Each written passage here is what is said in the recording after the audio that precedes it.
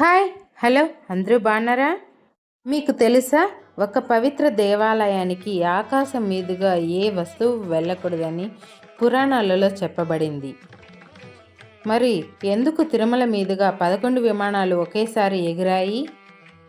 ఇది భక్తుల విశ్వాసాన్ని కుదిపించే సంఘటనలా, లేక గమనించకపోయిన పొరపాట?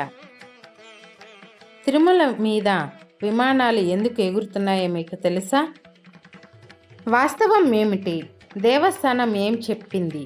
కేంద్రం ఎలా స్పందించిందో పూర్తి వివరాలు తెలుసుకోండి. కింద ఉన్న లింక్పై క్లిక్ చేయండి.